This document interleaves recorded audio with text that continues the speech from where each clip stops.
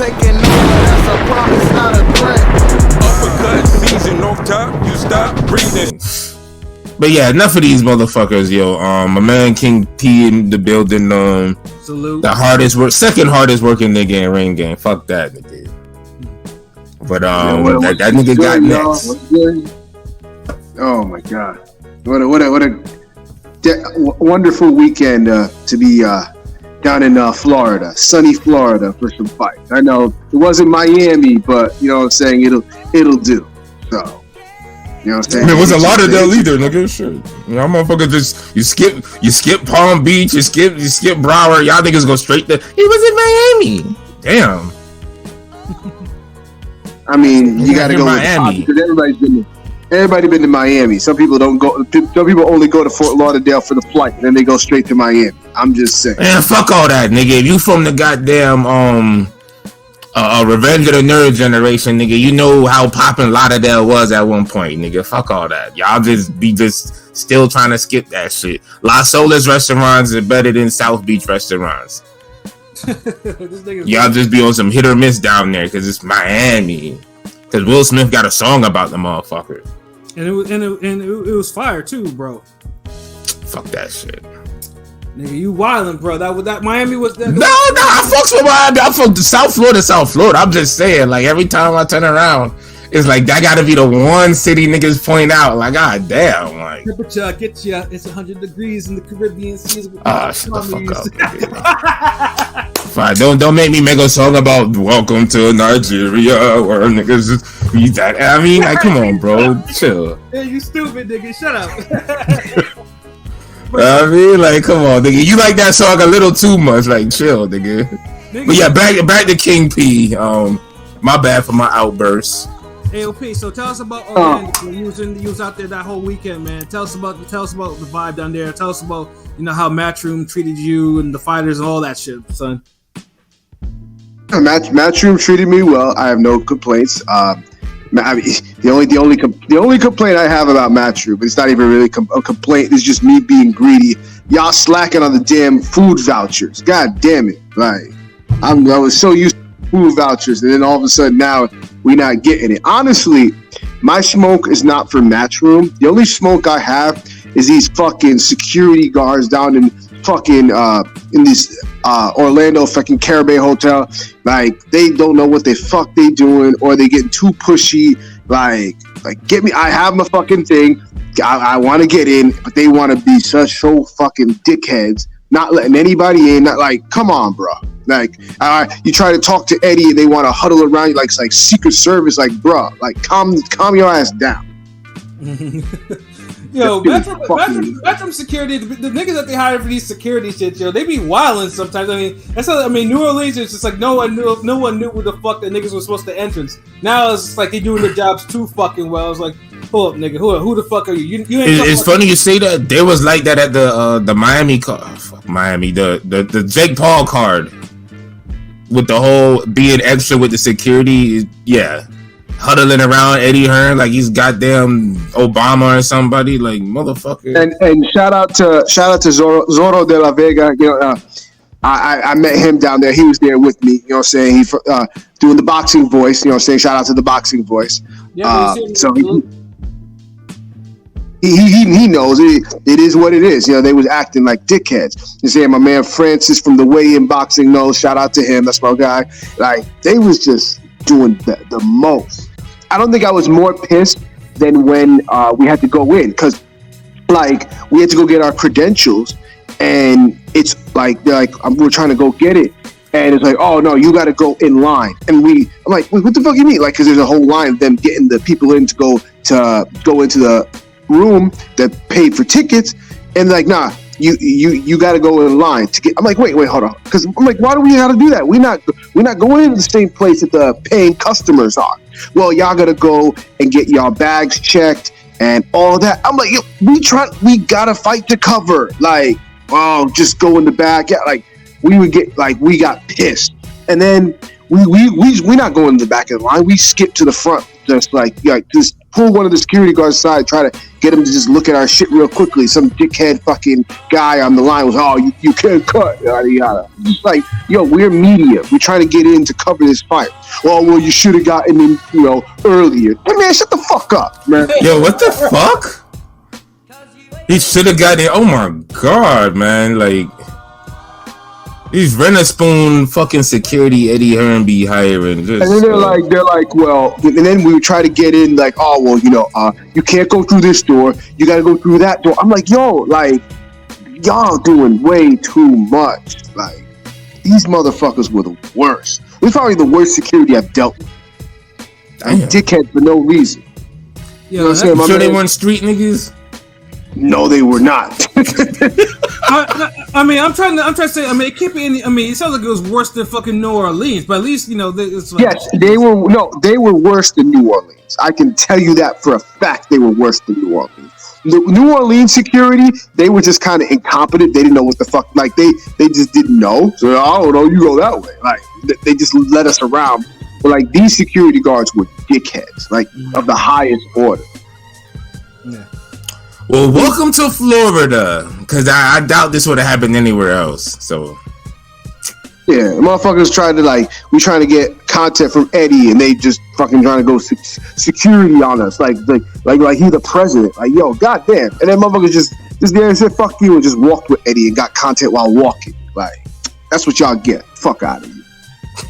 Yeah, it's weird how I think Matchroom just needs to have their own in-house security detail instead of hiring all these like the local shits or whatever. I don't give a fuck. Put them on the fucking payroll so at least they know how to properly, do their fucking job. Like that's the because you got some great media dudes like King P that would really walk and talk and do the interview and whatever. But then you got niggas like me who's gonna be like, well, yeah, fuck y'all niggas.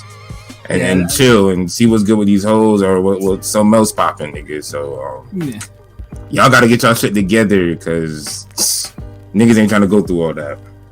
Yeah, and then P though. Because P was got mad content. Was out here being invited to fucking parties and shit. So P, how was all of that, bro? Yeah, give us the lifestyle. Oh no, it was a good time. In the weigh-ins. Press conferences. So I got there to the press conference, getting all this content, getting all these guys on the weigh-ins, they talking. I was laughing because when Sandy Ryan and Jessica McCaskill got up and they talking, fucking the trainers were just talking Sandy Ryan's trainer Clifton Mitchell was talking cash shit. I was like, okay, this is what we here for.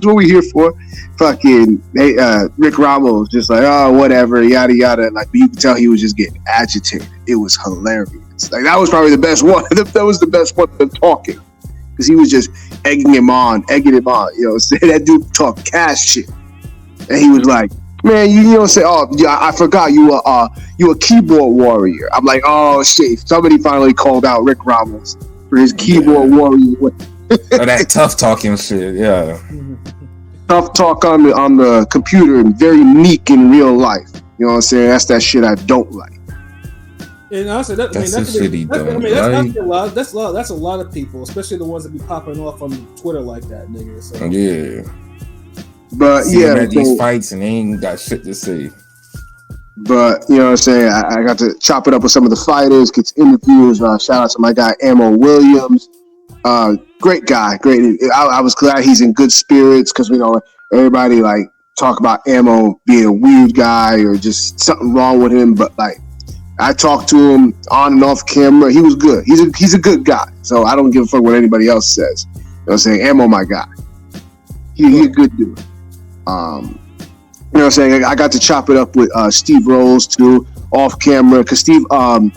My boy Francis from the weigh-in boxing, he from Canada. They both from Toronto. So he had me around Steve for a bit and his team.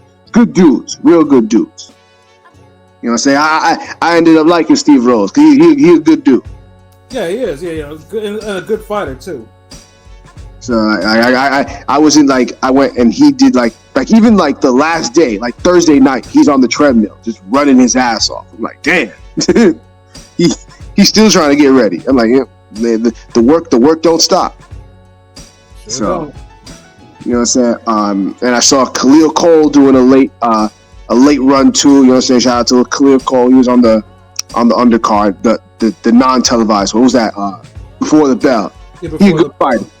Shout out to Jersey. He's a good fighter. Yes, sir. You know, and then let's see, and I'm just looking at some of the comments. Earn with Hearn just dropped by to say Pilot still knows nothing about boxing. Good day to the rest of you guys. And then I got to see. I actually got to talk to Conor Benn, and I didn't know what to expect. I didn't know what kind of guy he was, but he was actually a good guy. Like, we talked, you know what I'm saying? You know, little small talk, yada yada. But I'm like, okay. Like, he was asking me stuff. He was asking where you from, and then, you know what I'm saying, with all this stuff. So I'm like, damn, like, he's actually How's it Spanish? What? How's it Spanish? He can speak Spanish. I was dying when I saw that he was speaking Spanish. I didn't realize he could speak Spanish. Goddamn.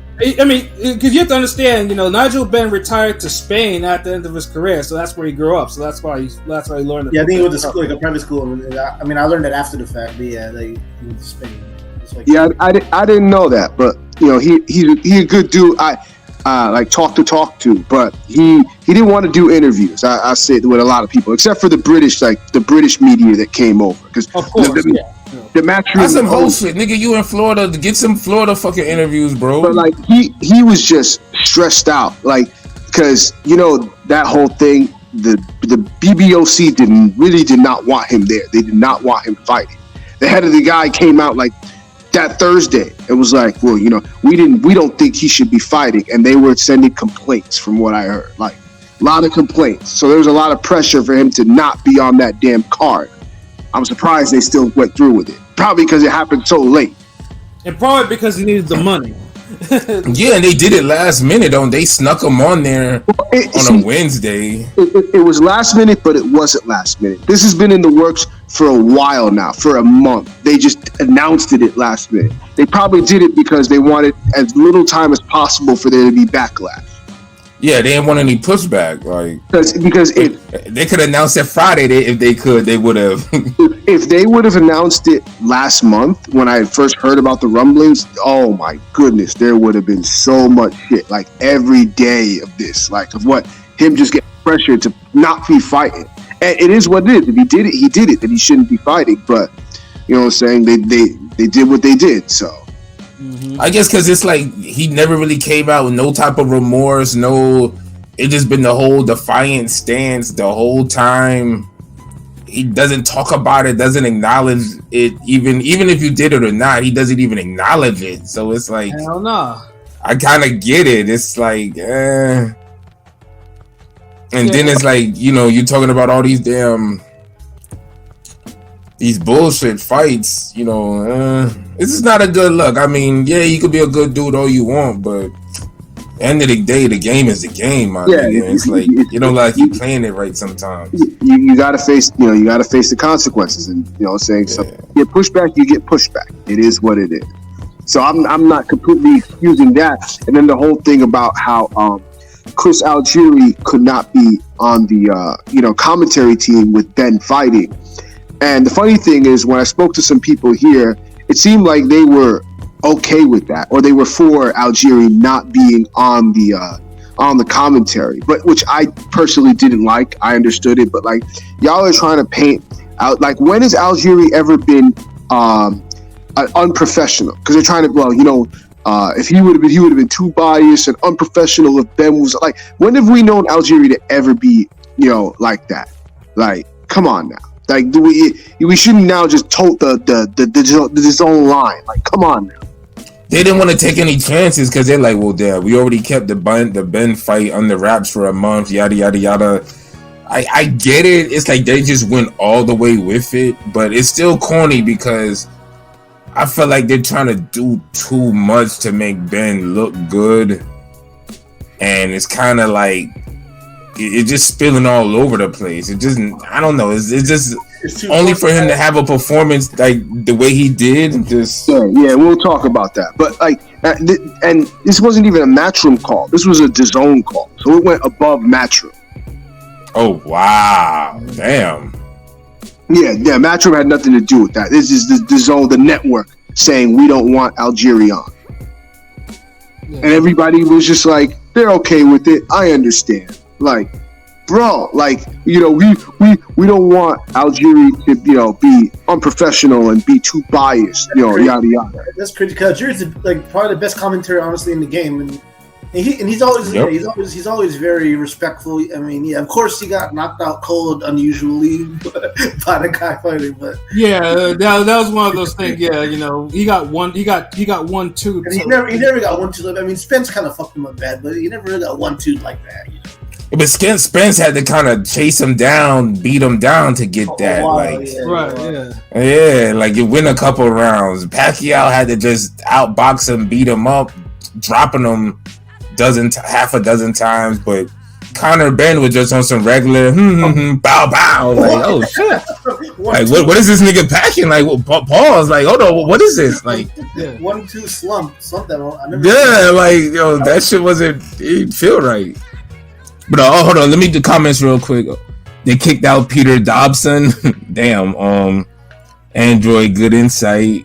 Deontay Jones, what's up, gang? Hope my niggas doing well. Can't wait for the scrap this weekend for sure. I'll go past that other comment. Yeah, I see this nigga. Yeah. We'll keep it boxing right now. Yeah, you think I didn't see nigga? My team is still fucking undefeated. Y'all lost to the fucking Cardinals, niggas, so you can't be talking no type of shit to me.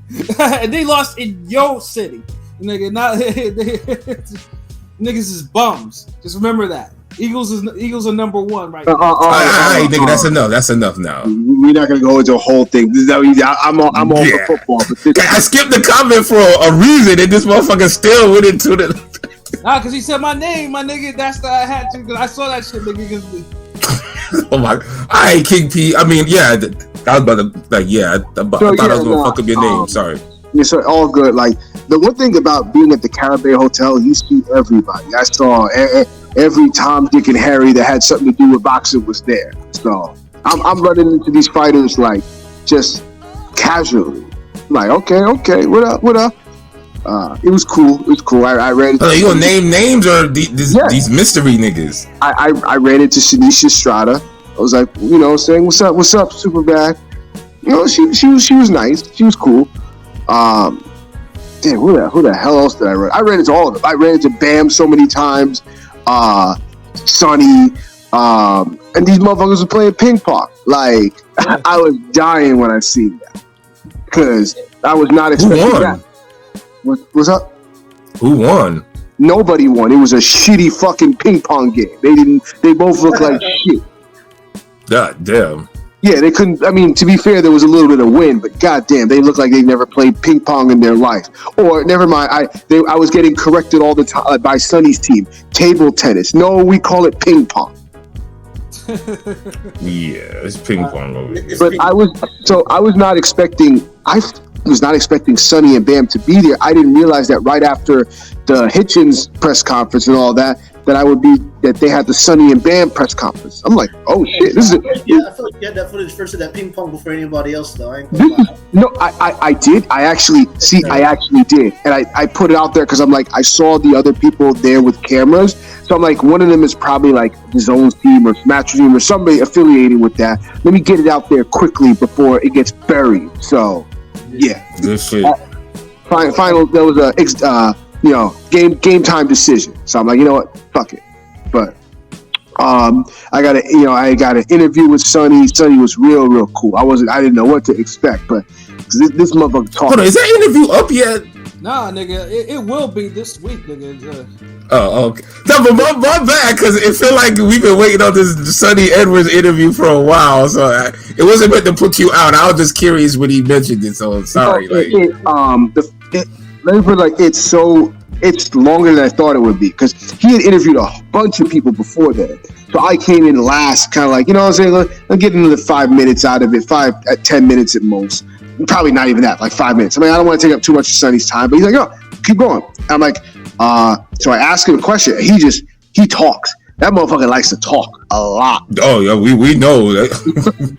So I did not realize that motherfucker liked to talk that much. I'm like, okay, now, like, I just gotta feed him a question. He just gonna answer it, like, go on a fucking 5-minute run. I'm like, oh shit. But nah, Sonny was a cool dude. I could tell in the press conference he was getting under Bam's skin. Like, Bam was just like rolling his eyes, kind of just like he was not trying to listen to that. Like, he was seemed like a lot of other shit got under Bam's skin. A lot of food additives, cholesterol. Like, that motherfucker doesn't realize he's fighting in 3 months, right? Like, jeez, like, you know. It's like a dude was trying everything in his power not to look so fucking big, and meanwhile, fucking Sonny Edwards looks like he's actually he looks like he's been training hard early. Yeah, you know?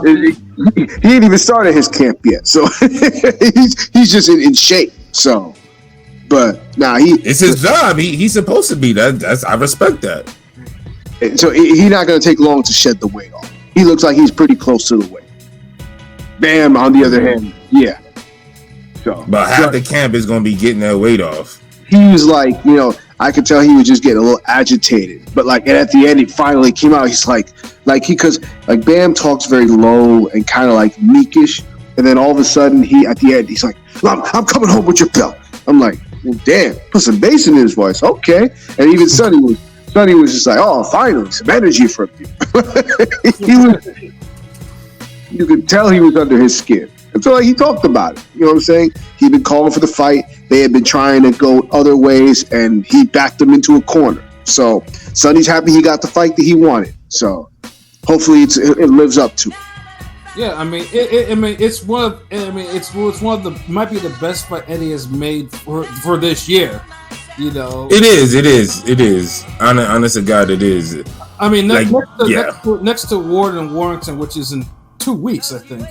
You know, dude, Lee Wood has made all the exciting fights on Matchroom besides this one right now. Because remember, Laura Wood was a slugfest we was looking forward to. Yeah, exactly. Yeah, and got it twice. Nigga, damn. You know, but in terms of the card itself, I will say this. And before we get to the main event, I mean, first of all, we had an actual flat out robbery with Sandy Ryan. Yeah, we'll get into that. But anyway, before then, I was going to say the other one I saw that was like the other person I saw like 3, 4, 5 times was Sky Nicholson. She was definitely out, and one of them by the pool. You know what I'm saying? She's a sweetheart. She like bubbly and she's got that joyful energy. Although, did you ask her why she didn't reply back to the email saying that we wanted to interview her, bro? Nigga, really?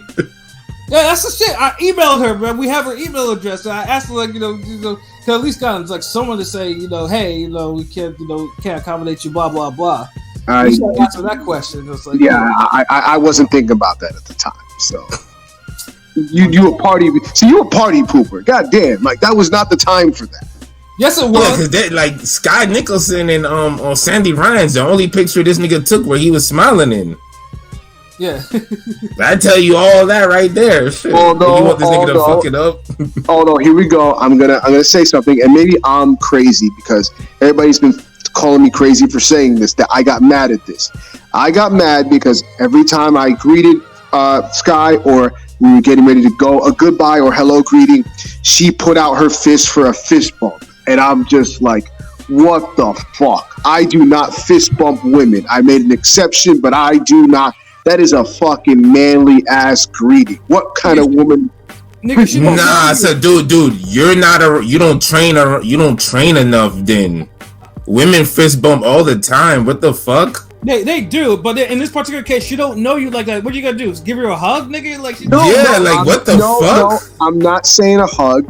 We just could have waved or just like nod head. Like I don't just like a fist bump is even like better than all of that though. Like what the fuck? I'm sorry, but to me, a fist bump is a masculine greeting, and I will die on that hill. I still did it, but the nigga who hates street niggas is saying a fist bump is too masculine. Like, oh my god, a man, I'll fist bump all the time, but I'm not I don't know. It feels weird fist bumping women. Nigga, like, oh my dude, I don't know, cause I think you just don't train them. Like, you're not around enough women who train or some shit. Cause I fist bump women all the time. Like, what the fuck? Like, now you got me like.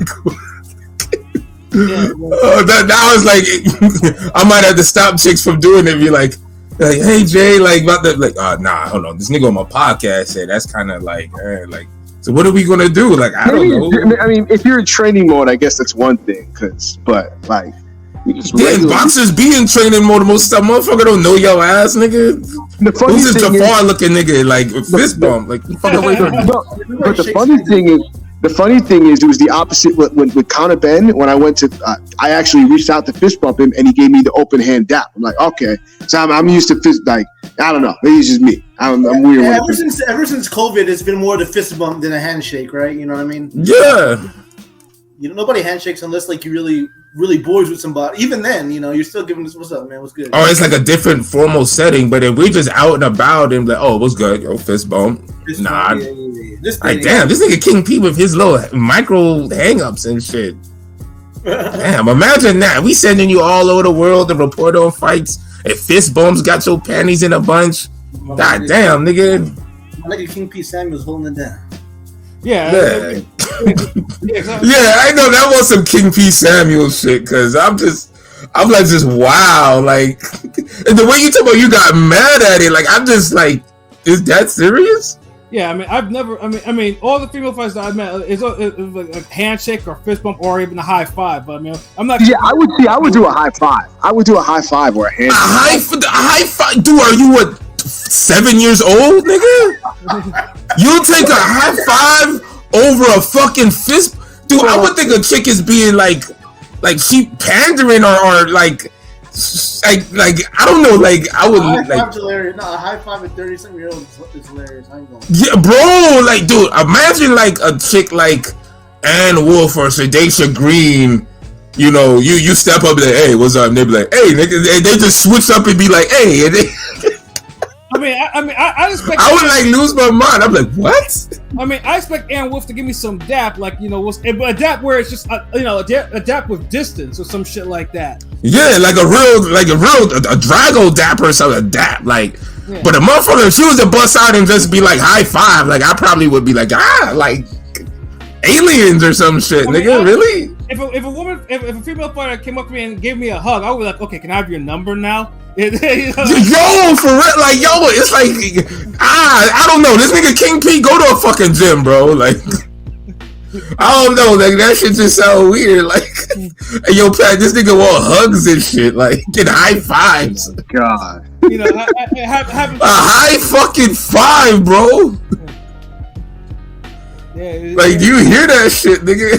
Yeah, I mean, like I said, unless the boxer knows you like that, they're not gonna be on some like, yeah, they'll acknowledge you and all types of shit. But I mean, honestly, unless you have a hugging ass boxer, they'll be like, you know, I don't do all that shit. Like most of them are like, they don't know you, so they're gonna like, yeah.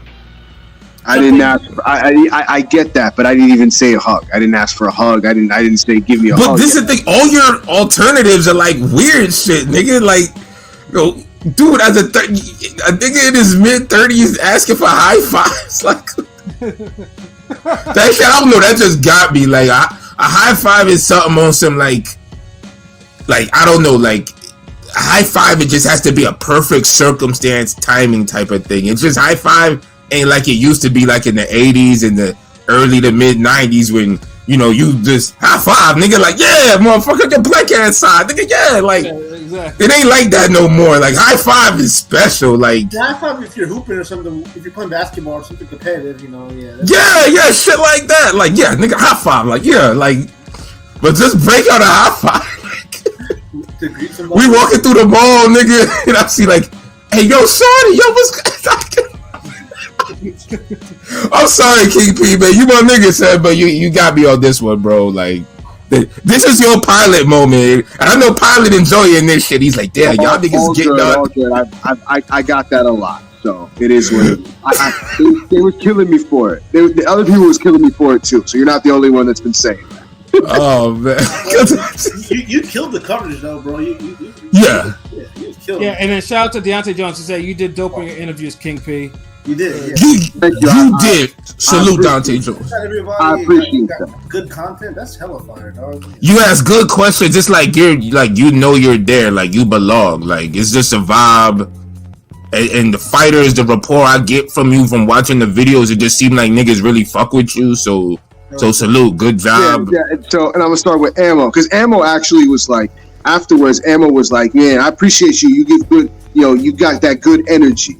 Cause I called him like later on that night after like the fight. It was like a midnight. He was hanging out in the Caribbean. I was just I gave him a hug, gave him a dap. You know what I'm saying? Came in, light hug.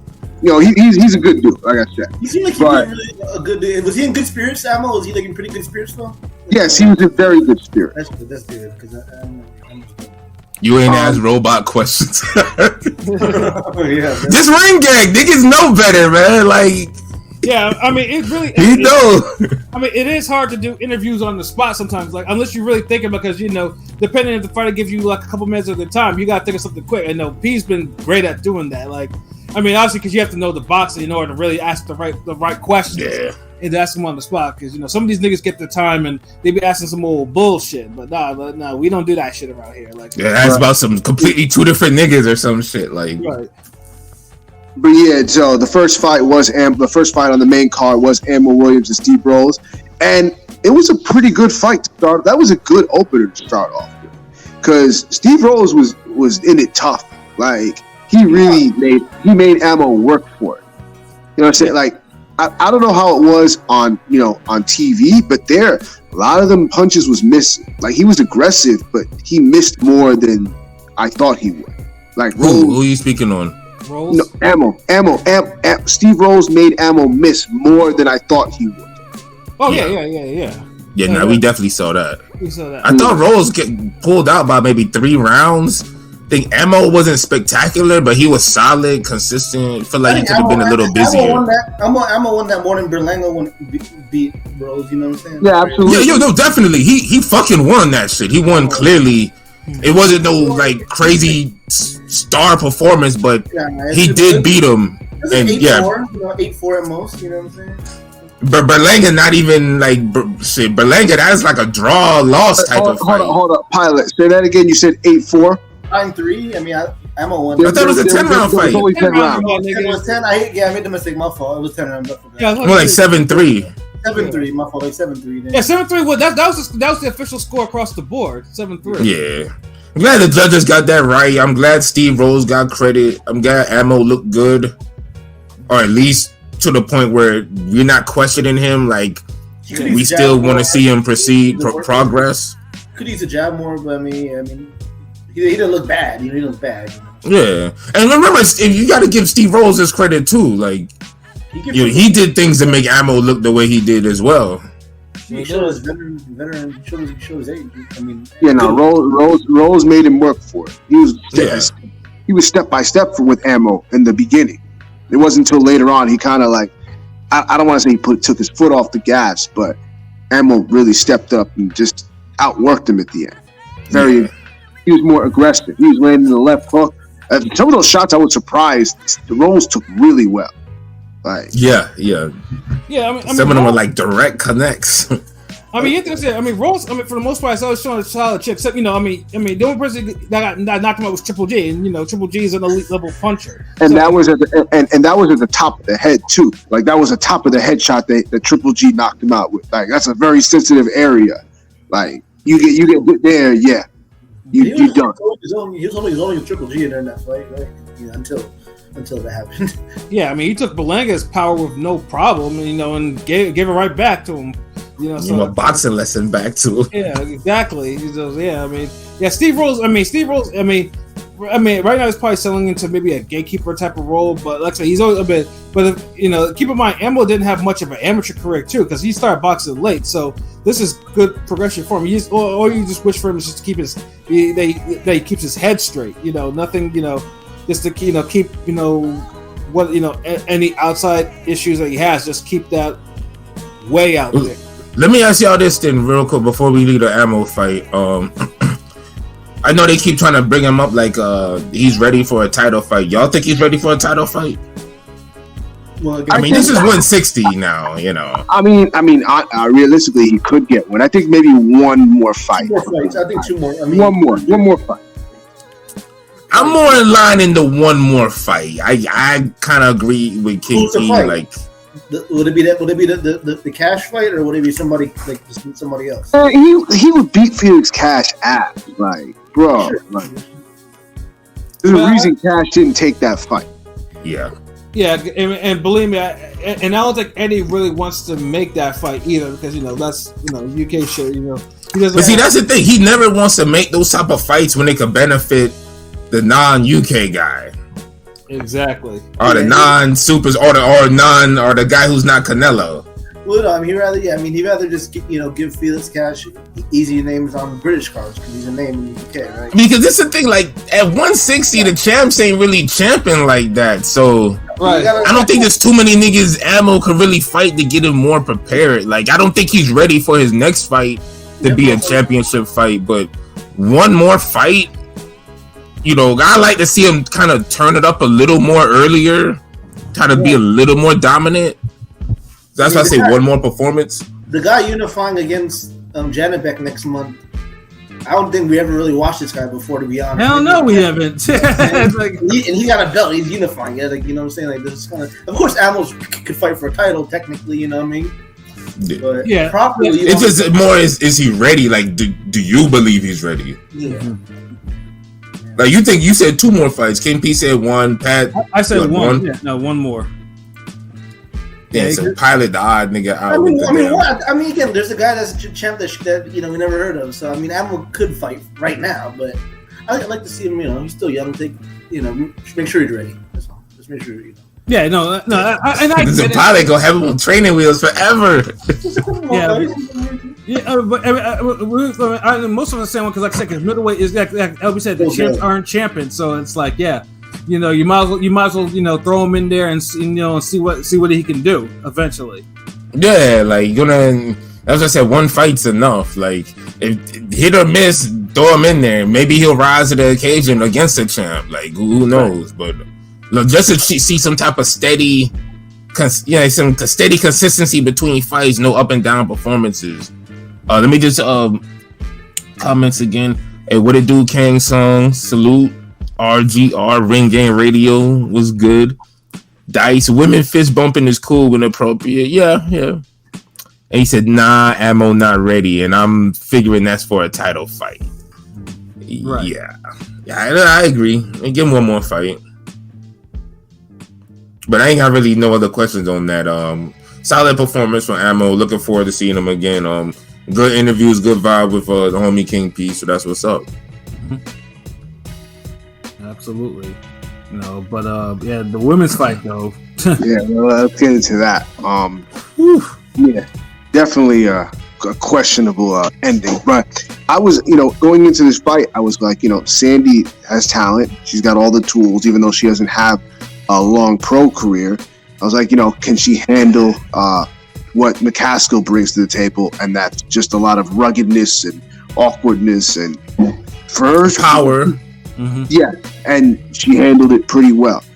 When she was on the outside, hit 1-2s, exchanging when on the inside. Like she was actually by the 5th round, I was walking away like, wait, she kind of styling on her. Like she's styling like lead uppercuts and left hooks while employing movement. She kind of nullified a lot of what McCaskill does really good. Yeah, it's basically she made McCaskill look old. Old and just not just old. She didn't look good. She made her look not good. Well, damn, hold on. I didn't see this overwhelming, dominant performance like y'all seen it. Like I see, like Sandy was robbed. I felt like she should have won. Well, McCaskill pulled the veteran tactics, right? Yeah, but McCaskill was still competitive and in the fight, and she had her leaking in the nose. She rocked her several times. Like, if we're talking about somebody controlling and beating up McCaskill, it wasn't on the level of a Cameron, because Cameron never really, even when McCaskill had that late surge, she never really let her get into the fight. There was times where Ryan kind of let McCaskill get into the fight. And it's like they had some swing rounds where if you were the damn favorite, the harder puncher, or the person going with the momentum, you would give it to McCaskill. So I'm not a fan of the draw, but I could understand it. But I still feel like Sandy should have won that. I do not think that McCaskill won more than 3 rounds. Ditto. I agree. I think she only won 3. Like the first round, I think the 9th round, and I believe the 6th round. I have to look at it again. But the thing was, I looked at the scorecards afterwards because Jake Donovan had them. Shout out to Jake. And one of the judges gave McCaskill the last 3 rounds, and I'm like, what kind of bullshit scoring is this? She did not win those last 3. 3 in a fucking row. But it was swing rounds because even one of the early rounds, you say how you gave her the 1 round, there was like maybe a 3rd or 4th round that McCaskill made close. So that's what I'm saying. The fight had like close swing round. And we do the semantic battle all the time. Like there's at least 2 rounds that Sandy Ryan won that I could see somebody giving them to McCaskill making the draw. But there is no way in hell that McCaskill on an official card won the 97-93. Oh fuck no! I don't think I don't even think you could make a case for McCaskill winning 96-94. I think it's more she either lost or the best you could do is a draw. That's what I'm saying. It's really a robbery because if you got to go through that, like damn, it was a robbery. I thought Sandy won, but yeah. Sandy got fucked by the judges. She got fucked like a man should be fucked. And that's weird. That's weird because I know she was a British girl coming to the U.S. Women come from the U.S. It's still kind of weird because if she has a man in her personal life fucking her like that, she doing good over there because they the judges. God damn, nigga. I'm saying, like, it was that bad. The judges fucked the shit out of her. McCaskill is funny because she had those comments a few months ago. We talked about it on here about like how she go ahead, spit, my nigga, spit about the Baumgartner. So we all thought she'd have to have a great performance to get a fair scoring, but maybe she was just serving in the U.S. I guess I don't know. It was weird because she did show that her veteran ring generalship here and there throughout the fights. She kind of hung in there the whole time because Sandy Ryan looked like she should have took it after 5. Sandy Ryan should have been cruising. It felt like, but she kept. But Jessica did keep it. She was kind of creeping. She couldn't fully tame her. You see how Cameron, anytime McCaskill got out of pocket, got a little too aggressive, she was always back with the commanding jab. But the thing is, even though McCaskill, I think, only won like maybe 3 rounds against Cameron, she never had those swing type of rounds where you're like, Cameron won those 7 clearly, Thank you. Yes.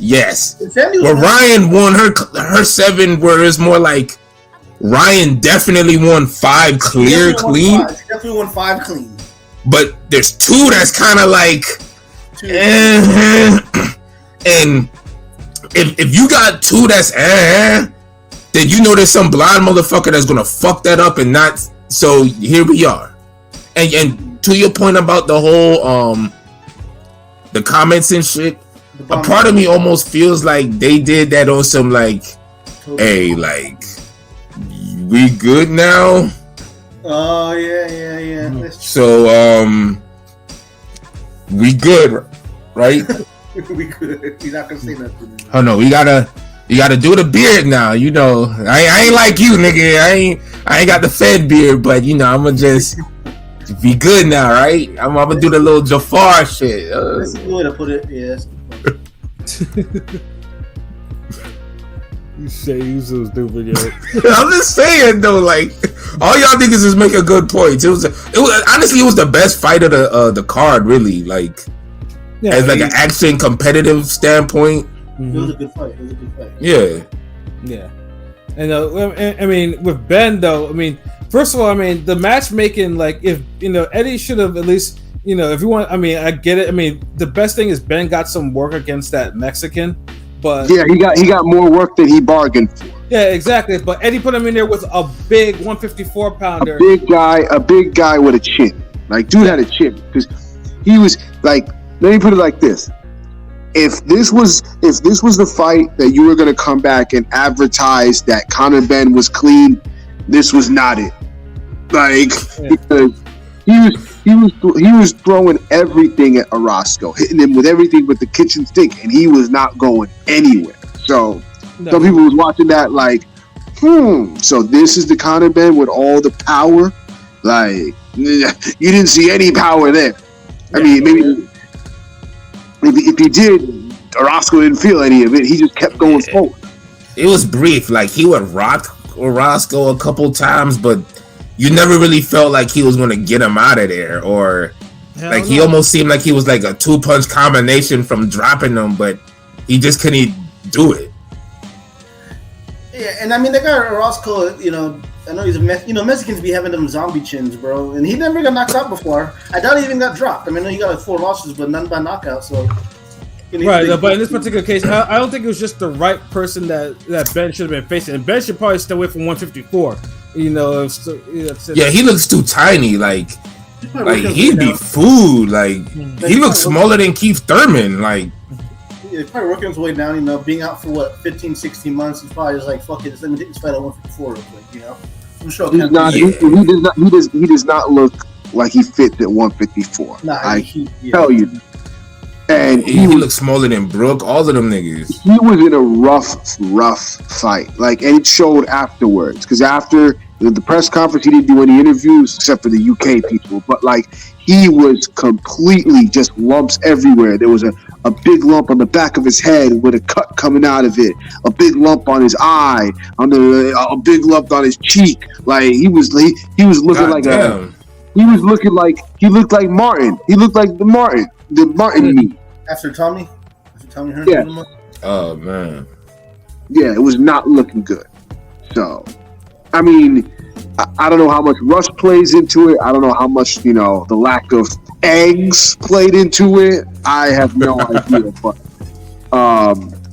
yeah, not the best showing. And Eddie wants to put him in as soon as he can, like, afterwards. Like, he's talking about, like, fighting Eubank in December. I'm just like, I would favor Eubank 100% if that happened. Yeah. Especially the way Eubank looked the last time. Yeah. Yeah. Agreed. So yeah, I mean, Ben. I mean, I'd say Ben probably needs like another warm up, but Eddie has to realize though, you can't be fucking around. He should learn that about fucking around with unknown Mexicans, and that unknown Mexican could have actually did a lot more, because a lot more damage to Ben, other than what Pete just described. Like, it's just like nah, like you. And it's not like it was a highly skilled Mexican. He was a rough and rugged guy. He made it like he just made it rough. And, yeah, as he should. That's his job. No, I'm saying if he was if he was dealing with a more like tactical, like a guy with a more refined, rugged fighter, like, he would have been in a lot of trouble. If that makes sense. No, it makes sense. But yeah, Ben. But it's just you're waiting for Ben because they actually put him as the fucking co-main and all that shit, and it's just like, when's this knockout gonna come? The shit was like it was about to drag. It was dragging forever. I was like, it's like, finish this dude already. Pause. Like, yeah, that wasn't gonna happen. And funny enough, that's what people were saying in the main event. Finish this dude already. Yeah, and funny thing is too, and we all recognize that Richardson Hitchins has skill. He does have plenty of skill. Yeah. Skilled as fuck, actually, not just skilled. Like, he has real skill. Like, real skills. Yeah. But his lone flaw is he stays in first gear too far. Yeah, he does not get out of first gear. And to his credit, nobody yet has made him get out of it. But I just think he's going to be one of those guys like Bivol that if you don't force him to get out of first gear, he's not going to. No, he's not. You won't have to because he's skilled. He's skilled, but obviously he has the Haney vibe. Listen. He. I have nothing wrong with his performance. From like, he made Zepeda just look like nothing. Like, he out outclass Zepeda. He won that 12-0. I mean, he did well. He did win basically 12-0. The only round you could give Zepeda was the first round because Hitchens didn't really throw anything. But other than that, Zepeda was undressed. Pause. Like even Regis like fought him a little. He fought Regis a little better than what he fought fucking Hitchens. He had nothing for him. He had like maybe 2 rounds for Regis, but he still got knocked out and beat the fuck up. That was a little more back and forth. I mean, I remember Regis getting tagged up a little bit. Yeah, but it wasn't like a competitive fight like that. Like Zepeda had maybe a few rounds where he got the better of Prograis, but he was never really in the fight like that. Yeah, but like he wasn't in the fight at all in this one. Like just but he didn't take no punishment either. Like fuck this goddamn patty cake shit y'all niggas be falling in love with. It's the hurt fucking business. I can't rate a unanimous neutralizing decision over a fucking brutal knockout. Yeah, I mean, at least if you get some of those decisions, I mean, get some knockouts in between. Yeah, you beat somebody ass for a change. You get a couple knockouts too out, they're in between. Because they're gonna be harder to they're gonna be harder to come by when you step up the competition, and then no one's really having a reason to watch you. Like he's putting himself in a Shakur Stevenson 2.0 position. Mm-hmm. I mean, he looked good. I mean, it was a good performance, but he looked good for like 5 rounds, and then it's like, okay, what else? I'm kind of Hitchens fan on here, but even me, like I was probably, you could have probably stopped them. There's a couple times. Maybe it was a commentator saying that too, but I felt like there's a couple times. In the post-fight press conference, I think he said he gave himself a 9 to that rating, something like that. Oh God, really? I don't remember. Something like that, or a B. Stop. I gotta go through the tape again, and I'll send that to y'all, by the way. But he was just like, I could have got him out there, but yeah, like I don't think he cared. And then off camera, he was just like, what? What if I would have fought him and he would have hit me with a good shot, one dumb shot like Haney and Linares, they would have been questioning me then. Like, we know it's boxing, bro. Like this woulda coulda shit, bro. If you could have stopped him, you woulda, but you couldn't. He didn't believe he could. I'm only could go by what you give us. But now he's kind of like, well, I got to be more exciting, and I told his team that because I was speaking to his coach Lenny, his trainer. And I was saying that not for nothing, but he can't afford to have these type of fights anymore because he's not going to get anybody to want to fight him after this. Like, let alone cover him. Like he's talking about him and his team talking about Tio, and I'm just like, I told them straight up, like, Bob's not going to let you fight Tio. That's not happening. Like especially after that performance, you think he's gonna want him anywhere near you? Like, but then you can't really sell it though. Like, my thing is that he really needs like a bigger fight, like a better fight, like to from his performance. Like he can't fight like that every time.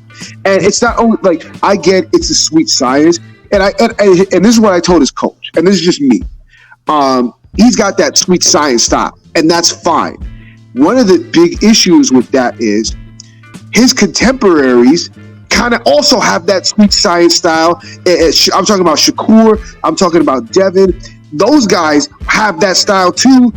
People aren't going to watch. People are going to be like, why would I watch Hitchens? If I want to watch Sweet Science, I'll just watch Haney or I'll just watch Shakur. Like they do it better.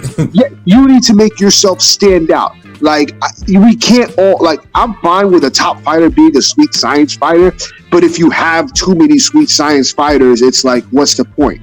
It's like the old saying, in a land where if every woman is a 10, then a dime means nothing. Like, come on. If everybody we just got a whole bunch of dimes, nigga. What the fuck? No, that's the saying. But the point is, the more you think. Hold on, is that a bad thing?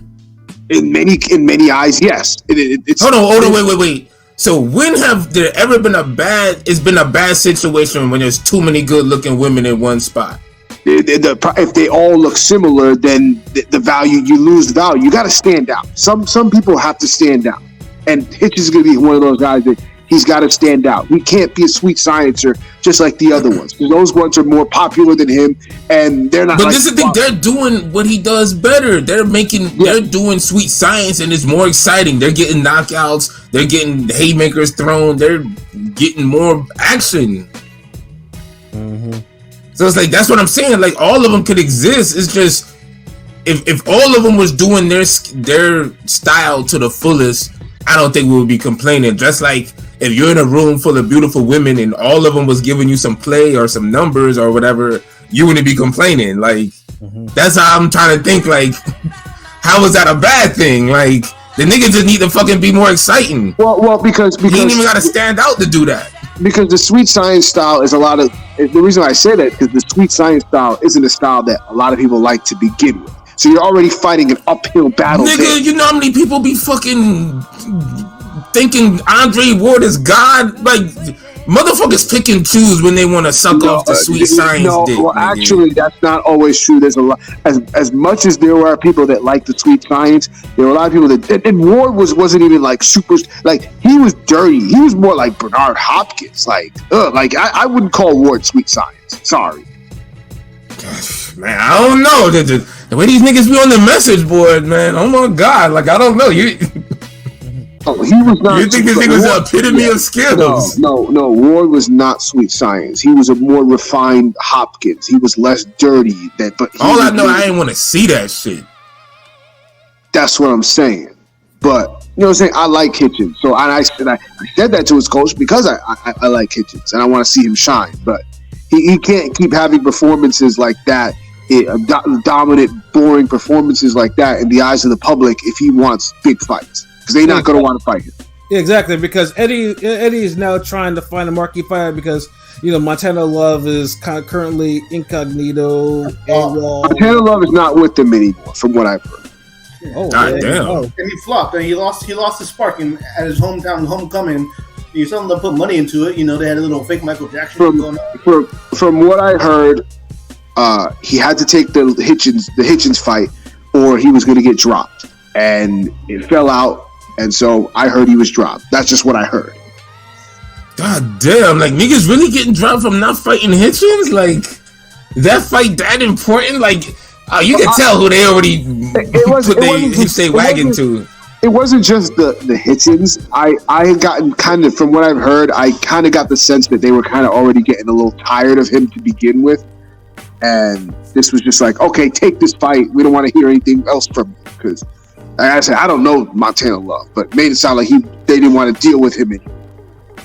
He probably got a big head, you know, because, you know, they did try to make him a marquee fighter, you know, but, you know, he didn't pan out. It happens. But that's one fucking fight. Like it's almost like an Elvis Rodriguez situation where it's like, when he lost his spark.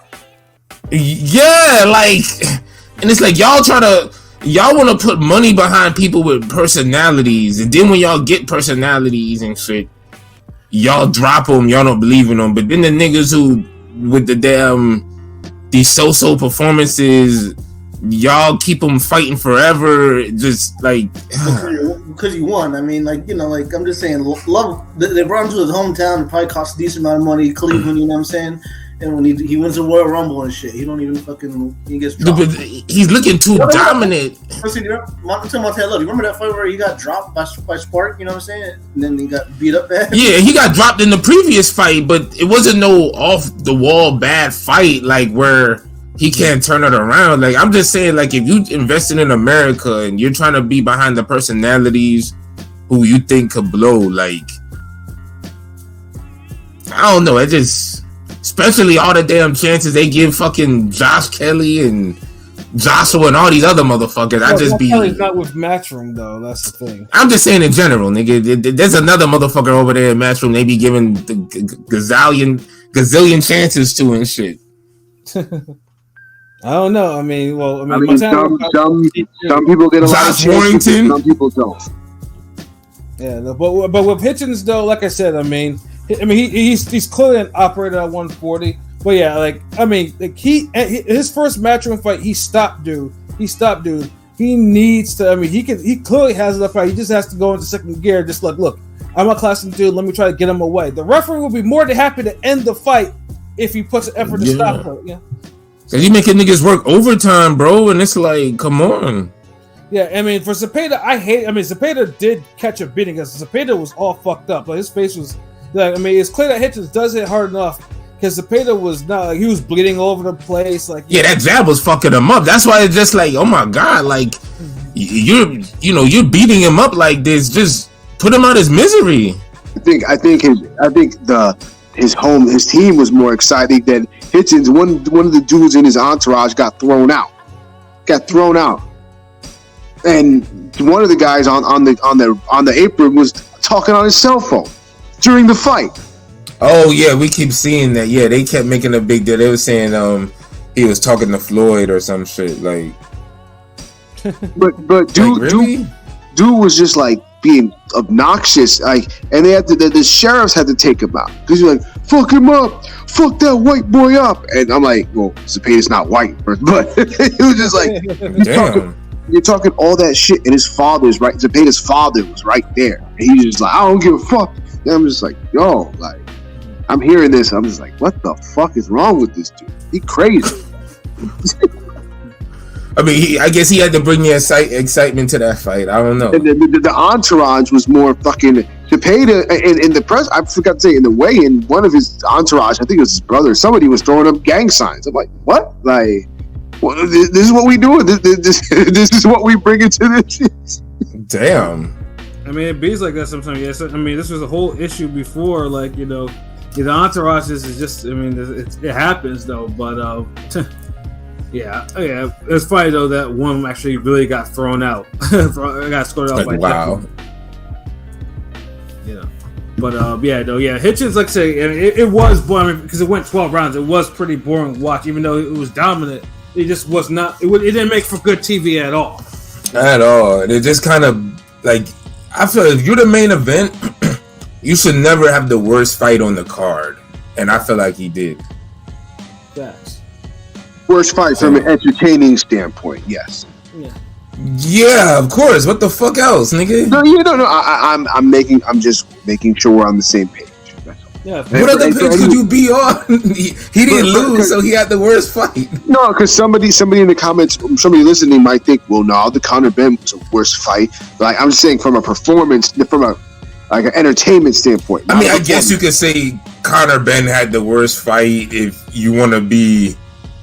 But at least he tried to get him out of there. Like, he just couldn't. Whereas like Hitchins couldn't be bothered. It's just, he has like that Box Factory work ethic. Just shit coming down the conveyor belt, and you just emptied it, put it in the box, tape it, just regular routine shit. Very, very, very mass assembly line. Yeah, and. Like, that's not the type of performance you want to lead into with Canelo Charlo.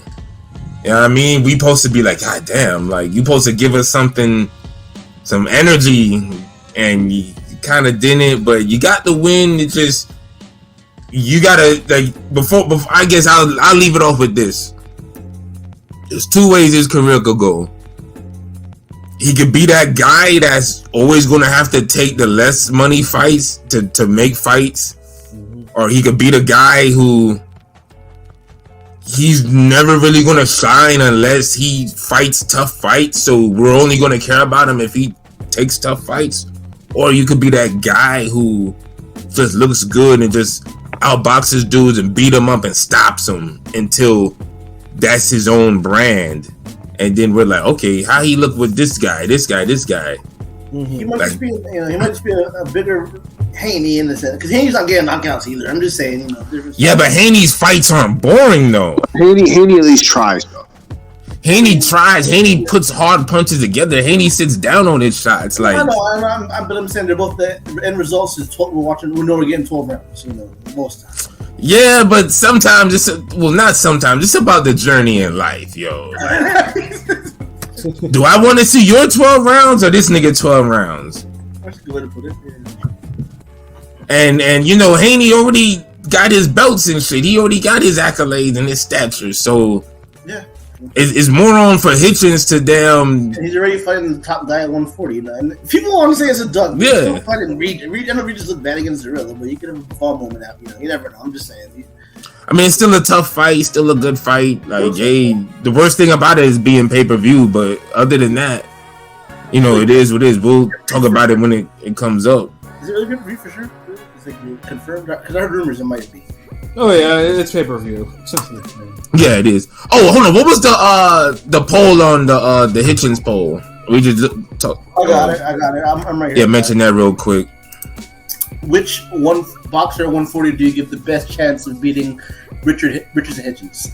We have Gary Antoine Russell, who has 68%, Kenneth Sims Jr., 20%, Brandon Lee with 12%, Elvis Rodriguez with 0%, and we have, out of 25 votes, we got almost a week, about 6 days left. So hit our page on Twitter and vote. I mean, to me, it's an easy question. It's an easy answer. It's the guy that beat him 3 times in the amateurs. Angry. Yeah, Gary, for sure. I chose Gary. Sims is good too. Yeah, I did too. Yeah. I think it's in. I mean, I think it might be in. Yeah, I mean, I think Gary and Sims could beat him, but that's about it. I don't know about Brandon Lee. I don't know. I think the Brandon Lee would be an exciting fight. I'm surprised Brandon Lee got 1 vote because It wasn't me. I know it wasn't UP. Quick hands, power. It's something. I didn't vote for him. Shit, that was Gary. But I'm sure Elvis got 0. I mean, I know Elvis got boxed up. Yeah, the Elvis that's supposed to knock off Angry Fist Head and all these other dudes. Like, that's what I'm surprised. I thought he would have got some votes. Like, damn, and he improved. What? But these are all good fights. Hopefully, we get one of them made. Shit, we'll see. Yeah, we'll see. I mean, like I said, Hitchins is there. You know, it's up to Eddie now to put his matchmaker hat on, and for Hitchins to realize, you know, that yes, you know, you can balance out your technical side by actually trying to stop somebody. You know, so like it's just. I think the perfect fight would be him versus Catterall. Maybe I know Catterall's fighting Linares, but that might be the perfect fight for both guys. It's not. What's the upside for Catterall taking that fight? Because he still ain't got his shot since he got hold from Josh, you know, and got robbed. So shit, what else he got? He's fighting Linares, you know what I'm saying? He's fighting Linares, you know, like you're fighting a wash. Like Linares is probably more washed than Zepeda, you know what I mean? Yeah, but Linares does make for good fights, you know. Whereas like it's more or less it's like Linares has lost 3 in a row. He probably shouldn't be fighting him, but it's one of those things. It's like you gotta make yourself look good. Because he might get a highlight reel out of it where Hitchins hit a damn 12-0 Linares. Mm-hmm. He didn't get hit or rocked by him like Haney did, but that shit gave us all something to talk about with Haney though. I think a good opponent for him next would be like Jack Catterall. Scroll up, nigga. Nigga, you just said that shit. What the fuck? So I'm still at work, so couldn't hear you. Oh, okay. Oh. Yeah. How the fuck y'all coming up with Jack Catterall though? Like that's just so odd. Because they're both in Metro, you know what I'm saying? Yeah, they're both Catterall's Matchroom? Yeah, Catterall's. Yeah. Oh wow. That's why That's why Catterall Linares is actually an Eddie card. It's actually one of his rollouts for this. And I think Hitchins was supposed to be last fight match, but he's gonna probably like Pat Sidley. He's gonna probably re-up back with Eddie, I guess. You know. Yeah, he's gonna re-up because why? Because Hitchins just said on his Twitter he got his biggest check for his easiest night. So yeah. Yes. Yeah, that's all niggas want over there on Matchroom. That's Eddie's formula, you know. When he had Tevin Farmer, Andre, and Haney, none of those niggas get knockouts, but they were winning. they were winning. Yeah, you'll get paid.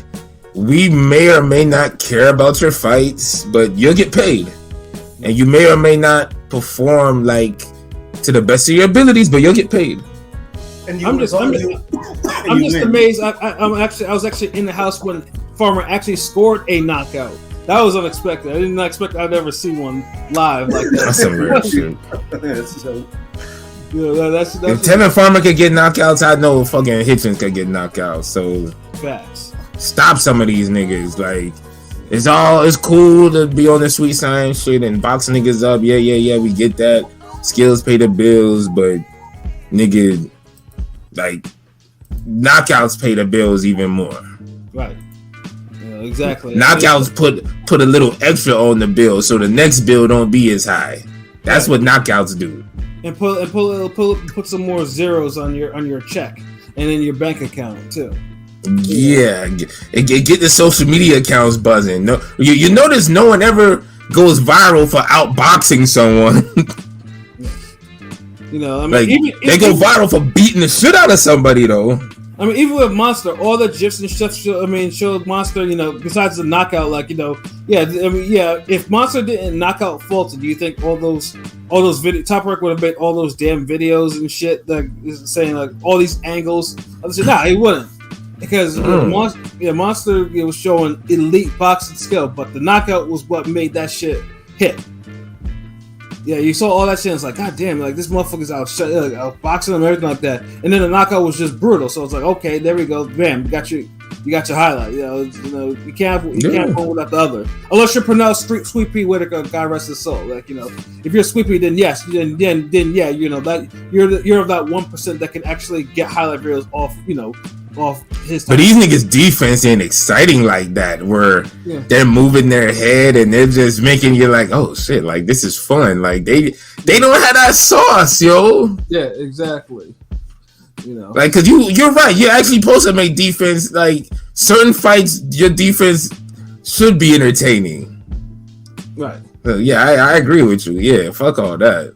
You know, but I think we gave the matchroom card, you know, enough bars. But you know, again, shout out to P for being there and, you know, catching all the, you know, getting all the content and, you know, and doing this thing with the, you know, and avoiding that fucking 14-foot gator. My goodness. Yeah. Shit, bro. Like, yeah. So R.I.P. that lady. That's crazy. I think in Tampa area, fucking. 13.85 inches alligator took this lady life. So yeah, it's real out here. More than these gators. Sheesh. God damn. I mean, if you from Florida, like, you know, like, we don't really stress no gators unless that bitch is over 10 feet. Once it's over 10 feet, it's like, hold on. It's a fucking dinosaur. Yeah, this shit is, you know. And barbecue it, nigga.